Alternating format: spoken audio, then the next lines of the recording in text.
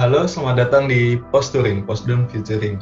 Ini adalah quarter baru dari divisi Posdem, di mana kita akan mengundang divisi-divisi yang ada di PPI UPM untuk berbincang dan berdiskusi tentang hal-hal yang mengenai divisi mereka. Dan pada episode pertama ini, kita akan membahas tentang isu yaitu adaptasi di UPM. Jadi kita membuat video ini khusus buat mahasiswa-mahasiswa baru yang baru saja keterima di UPM. Bersama saya Aryo Bimo dan teman saya Adib Musyafa.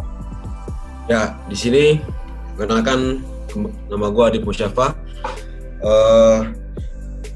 Di sini gue sama Aryo akan meng-guide kalian semua sampai acaranya habis, dan jangan lupa untuk gue selalu ingatkan kembali untuk tetap jaga protokol kesehatan, ikuti himbauan pemerintah yaitu 3M.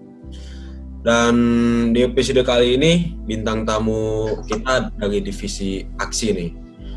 Apa sih itu divisi aksi? Mungkin langsung saja bisa dijelaskan oleh para koor dan wakornya. Ini dia Kak Iki dan Kak Vanessa. Oke, sebelumnya perkenalkan aku Rizky Yamnanar, aku selaku koor divisi aksi ya. Jadi mau jelasin dikit nih, aksi itu kita divisi yang mana kita fokus di bidang akademik dan kemahasiswaan, mana kita juga menerima aduan-aduan buat mahasiswa baru ataupun mahasiswa lama yang mempunyai keterkendalaan di segi akademik dan mahasiswaan, mau itu soal dokumen, visa ataupun nilai dan segala macamnya gitu. Kita juga menyediakan platform buat memberi saran kepada mereka yang memerlukan. Mungkin Vanessa ada tambahan? Ya, halo semua, kenalin aku Vanessa Bella sebagai wakoor di aksi PPI UPM. Jadi singkatnya, aksi itu kita sebagai sarana untuk mempererat ikatan antar mahasiswa PPI yang berasaskan kekeluargaan. Di sini juga kita mengembangkan sikap berbagi, menolong, dan menghargai antar mahasiswa PPI UPM. Oke, terima kasih banyak Bang Rizky dan Kak Vanessa. Dip, sebelum kita lanjut, kita ada suatu pengumuman. Jadi divisi Dana Usaha atau divisi Danus sedang membuat suatu servis. Jadi mereka membuat suatu servis di mana mereka bisa ngebantu kita buat membayar tuition fee. Udah kita tahu kalau misalkan tuition fee kita harus bayar sebelum 7 Desember. Dan karena kita ini online, jadi kita harus stay di Indonesia. Maka dari itu, divisi Danus pengen menawarkan jasa mereka buat membayar tuition fee kita melalui mereka dengan rate yang sangat rendah. Untuk info yang lebih lanjut, kalian bisa lihat di IG mereka yaitu PPI UPM Store, atau di atas itu ada kontak person dari Kang Adit. Oke, kita masuk ya. Untuk diskusi pertama ini kita pengen bahas tentang SIM card. Jadi pas mahasiswa baru masuk, pas baru datang di Kaelia Airport, pasti mereka yang pengen mereka lakuin pertama itu buat buka HP, aktifin HP mereka, ngabarin keluarga mereka kalau misalkan mereka udah nyampe di Malaysia. Untuk SIM card sendiri di Malaysia dan di Indonesia sama-sama banyak banget. Buat Bang Rizky, apa sih SIM card yang menurut abang ini istilahnya paling bagus lah? Oke, kalau buat SIM card sendiri Malaysia banyak ya SIM cardnya, ada Celcom, Mobile, Maxis, Digi, dan lain-lain lah, banyak gitu ya. Dan buat SIM card sendiri sih menurut aku terpulang dari keperluan mereka sendiri ya, dan kebutuhannya gitu kan. Kalau dari aku sendiri sih buat mahasiswa supaya gampang dapat sinyalnya dimanapun berada, Celcom adalah salah satu SIM card paling bagus yang aku bilang kan buat providernya, ataupun U-Mobile juga bisa, Maxis juga bisa. Dan biasanya buat internet itu sendiri kisaran sekitar Rp25 sampai Rp35 per bulan gitu. Tergantung berapa banyak data yang kita beli gitu. Kalau buat pengen isi pulsanya itu bisa di mana ya Bang? Kalau isi pulsa bisa banyak tempat. Satu, kita juga bisa pakai m-banking, dan yang lainnya kita juga bisa misi kayak di 7-Eleven. Di sini kita juga ada KK, Speedmart gitu, 99. Di situ kita bisa isi beli voucher pulsanya langsung. nggak beda jauh ya harga pulsa di sana sama di sini. Iya. Oke. Dan untuk Bang Iki nih, masa pandemi kayak sekarang gini kan, kalau misalnya kita udah landing di airport, kita harus ke quarantine station dulu ya. Iya. Nah, kalau dalam keadaan normal, kalau dalam keadaan normal, moda transportasi apa nih yang biasanya dipakai sama Bang Iki untuk ke Selangor? Dan berapa sih biayanya itu? Oke, jadi kalau dari KLIA sendiri itu buat kita ngecapai di Kuala Lumpur atau Selangor gitu ya, itu ada 3 option. Kita bisa pakai bus KLIA ataupun pakai kereta cepat KLIA Express ataupun kita menggunakan jasa GrabCar gitu. Jadi buat KLIA Express sendiri itu yaitu kita pakai kereta cepat, biasanya turun di Bandar Tasik Selatan, Putrajaya, dan tergantung tujuan kita lah di mana gitu kan. Itu kisaran sekitar Rp40 sampai Rp60. Dan buat bus pula kita biasanya turun di KL Sentral, di mana nanti kita bisa exchange station di situ, di mana kita mau pakai bus lagi ataupun kita pakai LRT, MRT, KTM, tergantung tujuan kita. Dan itu biasanya bus sekitar Rp15 sampai Rp25. Dan buat Grab pula biasanya anggaran yang dibutuhkan ataupun biaya Grabnya itu sekitar Rp75 dan paling termasuk tol Rp5 segitu, paling sekitar 80-an. Oh, Ya. lumayan jauh berarti ya dari bandara ke Selangor. Iya, lumayan. Lanjut nih, topik untuk tempat tinggal. Kita langsung ke Kak Vanessa. Kebetulan kan anak-anak Indonesia itu di Malaysia tinggalnya di tempat yang beragam ya, kayak gue di KSI, Agni di KTN, mungkin Kak Vanessa di KMR.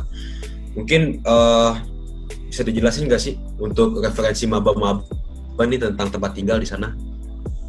Oke, kalau untuk akomodasi atau tempat tinggal di UPM sendiri itu kita ada referensi yang di dalam kampus sama yang di luar kampus. Kalau yang di dalam kampus itu kita sebutannya adalah college. Kalau college itu mungkin di Indonesia kayak disebutnya asrama kali ya.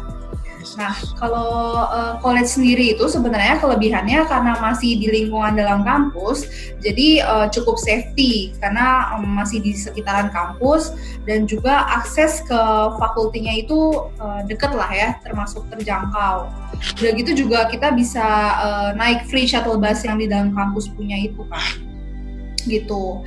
Kalau untuk range harganya yang di college untuk siswa internasional itu sekitar 9 sampai 18 ringgit per harinya. Itu tergantung jenis college yang dipilih sih sebenarnya. Kalau untuk KMR itu ada college yang mostly international students di sana. Range harganya itu sekitar 750 sampai 1.500 ringgit. Tapi itu balik lagi disesuaikan dengan tipe kamar yang dipilih kan pastinya. Gitu. Selain itu kalau untuk yang di luar kampus itu misalnya ada apartemen di Univ 360 atau di Mutiara. Which rate-nya itu sekitar misalnya 5 kamar itu kalian juga udah bisa dapat rate 1.800 ringgit. Macam-macam sih, ada yang tipe studio juga, ada yang 2 kamar gitu. Kurang lebih gitu. Oke, gitu ya Kak. Makasih banyak Kak infonya. Semoga maba-maba bisa ngambil itu jadi referensi. Aku mau nanya ke Kak Vanessa lagi nih.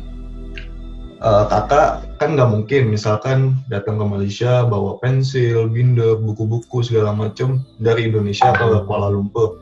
Nah makanya ada nggak sih Kak referensi buat beli stationery, buat beli buku-buku tulis, buat beli perlengkapan belajar lah istilahnya? Kalau untuk stationery sendiri di UPM itu kita bisa beli kayak peralatan binder, pulpen, pensil dan lain-lain di koperasi fakultinya sendiri. Atau juga bisa di sekitaran flat ikan. Atau mungkin kalau misalnya mau referensi toko buku, bookstore atau stationery store yang lebih besar dan lebih lengkap bisa pergi ke IOI karena pastinya di situ jenis stationery atau buku-buku pilihan yang ditawarin lebih beragam. Oke. Nah sekarang mulai dari hari Senin sampai Sabtu nih kalau misalkan ada yang koko itu benar-benar full padat banget anak-anak bakalan kuliah, pasti bosen banget kan, minggu atau weekend pengen pergi keluar. Nah, pasti mereka nih pengen banget yang namanya ke Kuala Lumpur. Kan soalnya kita dari Selangor ke Kuala Lumpur nih agak jauh. Kalau Kak Vanessa sendiri, pilihan transportasi ke Kuala Lumpur itu pakai apa sih? Bener sih, kita sebagai mahasiswa UPN pasti nggak mungkin lah kalau nggak ke Kuala Lumpur gitu kan. Nah, jadi kalau kita mostly sih ada berbagai macam choice pilihan alternatif transportasi untuk ke Kuala Lumpur gitu. Ada yang LRT, kalau LRT itu yang bisa diakses itu paling dekat dari Sungai Besi. Kalau MRT itu yang bisa diakses dari Kajang. Nah, yang suka ke daerah Kuala Lumpur atau Pavilion KLCC, MRT ini juga bisa langsung ngarahin kalian ke Pavilion. Gitu. Atau ya kalau mau opsi yang paling mudah, cepet, gampang dapet ya pakai GrabCar atau MyCar sih. Tapi itu mahal banget ya kayak. Iya, benar. Disesuaikan lagi kan sama itu situasi lah. Iya lah, baik sama ekonomi kita ya sebagai mahasiswa. Betul. Dan untuk Bang Iki nih, balik ke masalah kuliah lagi nih, cara bayar uang semesteran atau tuition fee di kala seperti ini, apa perlu kita bikin Bank Malaysia atau mungkin dari Bank Indonesia pun bisa? Oke, jadi buat tuition fee sendiri sebelumnya UPM itu biasanya kita nge-transfer uangnya itu pakai CIMB Klik dan itu langsung ada account banknya UPM sendiri ya. Jadi kita langsung masukin situ berdasarkan nomor metrik, nomor paspor segala macam dan jurusan apa. Nah, tapi sekarang dikarenakan pandemi ini jadi UPM sendiri sudah bekerja sama yang namanya Flywire. Jadi itu kayak sebuah jasa buat merchant gitu. Jadi dari negara manapun kita bisa transfer tuition fee kita melalui Flywire itu. Jadi Flywire nanti yang bakal ngurusin tuition fee kita buat sampai ke UPM dan itu semua prosesnya bisa di-track langsung dari websitenya gitu. Dan bisa juga mungkin kalau kita ini ataupun kantor bendaharinya UPM sendiri. Dan atau alternatif paling gampangnya sih kita bisa menggunakan jasa Danus ya, yang bisa menggunakan jasa Danus buat ngelakuin proses tuition fee gitu. Semuanya harus dukung. Buat mastiin lagi, jadi istilahnya kalau misalkan gue punya bank di Indonesia, Bank Mandiri, Bank Indonesia contohnya itu berarti tetap bisa yang ngambil ATM di Malaysia. Masih bisa karena kan masih ada beberapa bank Indonesia yang bekerja sama di Malaysia gitu. Oke, sekarang kita lanjut ke segmen selanjutnya yaitu segmen Q&A. Jadi kita tim sudah buat Google Form yang di-share di grup-grup maba dan juga kita bikin snapgram di Instagram buat kalian bisa nanya-nanya. Untuk pertanyaan pertama, boleh dijawab ya nanti dari Muhammad Al dan Afan. Halo Kak, aku mau nanya nih, kalau untuk tempat tinggal nanti di sana yang paling valuable for money apa ya Kak? Boleh Kak Vanessa mungkin yang jawab? Oke, kalau untuk akomodasi sendiri sebenarnya dari beberapa list pilihan yang tadi dikasih itu kalian bisa nentuin sendiri sesuai budget masing-masing. Tapi kalau misalnya mau mengedepankan kayak safety dan lebih dekat ke fakulti masing-masing itu bisa ambil pilihan yang college dalam kampus gitu. Mungkin Rizky ada tambahannya? Oke, kalau buat aku sih kalau mungkin yang datang sini langsung ada kendaraan ataupun memang orangnya pengen mandiri gitu ya bisa juga nyewa rumah di Taman Sri Serdang karena sih di situ menurut aku lebih murah lah gitu dan bisa juga ngajak teman rame-rame kayak gitu. Tergantung inilah terpulang dari orang itu kebutuhannya seperti apa. Itu jatuhnya kalau yang di Taman Sri Serdang itu kayak kontrakan nih. Iya kontrakan satu rumah gitu. Tapi lumayan gede ada yang 3 kamar, ada yang 4 kamar. Dan harganya murah. Pertanyaan selanjutnya dari Adinda Anissa. Kalau part time gitu bisa gak sih di Malaysia? Atau gimana cara prosedur untuk apa istilahnya part time di sono dan atau mungkin ada cara lain untuk mahasiswa Indo untuk mencari tambahan uang saku di sana? Oke, bisa banget kalau di sini part time. Tapi sebelum kita ngajuin buat part time ataupun nyari tempat kerjaan gitu ya, proses pertamanya sih kita bakal minta surat persetujuan ataupun surat izin buat kita part time dari fakulti dan international office. Jadi setelah kita dapat kebenaran dari fakulti kita dan international office, barulah kita boleh nyari part time gitu. Karena kalau kita langsung nyari kerjaan atau part time itu sendiri, kemungkinannya ada risiko kalau ada pihak imigrasi yang tahu bahwasanya kita itu student yang melakukan part time, dan apalagi kita internasional, karena di sini visa student dan visa pekerja itu berbeda, tidak bisa disamakan. Pertanyaan selanjutnya masih dari Adinda Anissa. Untuk beasiswa buat anak Indonesia ada nggak ya kira-kira? Ada nggak lembaga swasta atau negara yang ngadain beasiswa untuk mahasiswa Indonesia di luar negeri? Terkait pertanyaan beasiswa, kalau di UPM sendiri khusus untuk yang jenjang bachelor atau S1 itu sepertinya belum ada. Cuman kalau untuk jenjang master dan PhD atau S2 dan S3 itu bisa pakai dari lembaga LPDP, atau sebenarnya banyak sih dari lembaga di Indonesia sendiri atau di Malaysia yang menawarkan beasiswa gitu.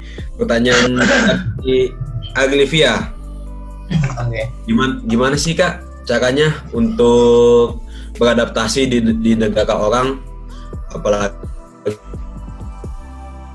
aku kan nggak punya pengalaman apa-apa di sana. Bang Iki kayaknya cocok nih untuk jawab nih. Oke. Semua orang sih pasti kalau yang pertama kali pasti ngerasa canggung lah, ataupun ngerasa aneh ya. Bahkan aku sendiri pun dulu kayak gitu ya. Tapi ya mau nggak mau kita harus beradaptasi ya, karena kita kan manusia harus pintar beradaptasi, berbaur lah ya, istilahnya gitu kan. Kita harus nerima juga culture mereka segala macam kayak gitu kan. Terima yang baiknya aja, yang kalau misalnya sekiranya itu kurang cocok di kita, ya udah kita ketepikan gitu kan. Menurutku itu sih, dan lebih mandiri juga gitu. Jangan malu bertanya segala macam kayak gitu. Supaya kita lebih mengenal lah, ibaratkan lingkungan sekitar kita seperti apa kegiatannya segala macam gitu. Jadi ada pengetahuan baru gitu. Kak Vanessa ingin menambah? Nambahinnya Rizky tadi tuh benar yang udah dibilang sama Rizky, kita harus mandiri, ambil semuanya yang positifnya, jangan yang buruk-buruknya dibawa. Dan yang paling penting juga kita harus bisa filterisasi diri sendiri, jadi milih yang mana nih yang baiknya kita ikutin, dan ya pinter-pinter bawa diri aja sih sebenarnya. Iya sih benar. Kita lanjut ke pertanyaan selanjutnya. Ini ada 2 orang nanyanya mirip ya, dari Aya sama Nisa. Kak, gimana sih caranya buat berbaur sama siswa lokal? Sebab emang kan walaupun kita mirip, tapi kita tetap berbeda bahasa, beda culture dikit ya. Boleh dijawab sama mungkin Bang Rizky? Oke ya, kalau menurut aku sih ya, kadang mungkin banyak mahasiswa atau orang Indonesia yang sebelumnya nyampe di Malaysia itu kayak ngira Malaysia dan Indonesia itu benar-benar bertentangan lah gitu kan. Sebenarnya enggak sama sekali. Kita sebenarnya banyak kemiripan gitu kan. Makanya lah ada perselisihan sedikit gitu kan. Kalau menurut aku sih mereka orang-orang lokal sini pun juga oke dan welcome ke kita gitu kan. Apalagi ini di ranah edukasi ya, pasti orang pun memikirnya secara open minded, nggak terpaku dengan suatu hal yang kita dengar lah di luar sana gitu kan. Dan cara berbaurnya ya seperti biasa lah, seperti kita biasa aja mencari teman kayak gitu. Asalkan kita sopan santun, mau itu orang apapun, asalkan kita ada sopan santun dan tata krama kita, ya pasti orang bakal hormat lah dan segan kepada kita gitu kan. Nanti poinnya itu ya kita harus baik-baik menjaga attitude ya di sana. Iya, benar. Dan pertanyaan nih untuk Kak Vanessa.